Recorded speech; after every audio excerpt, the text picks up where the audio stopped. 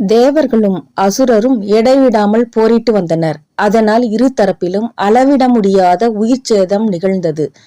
அடிக்கடி நிகழும் போரினால் தம்மில் பலர் இறப்பது கண்டு அஞ்சிய தேவர்கள் சத்தியலோகம் சென்று பிரம்மதேவனை தரிசித்தனர். நாங்கள் இறக்காமல் போரிட தாங்கள் வழி செய்ய வேண்டும், பார்க்கடலை கடைந்து அமுதெடுக்க வழிகாட்ட வேண்டும் என்று வேண்டிக் கொண்டனர். பிரம்மதேவன் அவர்களை அழைத்து கொண்டு மகாவிஷ்ணுவிடம் சென்றார். தங்கள் மனக்கருத்தை எடுத்துரைத்தார்.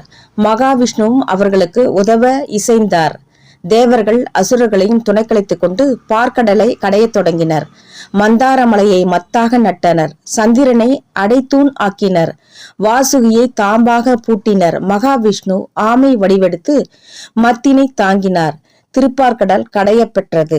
பல ஆண்டுகள் கடந்தமையால் வருத்தம் தாளாத வாசுகி 1000 வாய்களாலும் விஷம் சிந்தியது.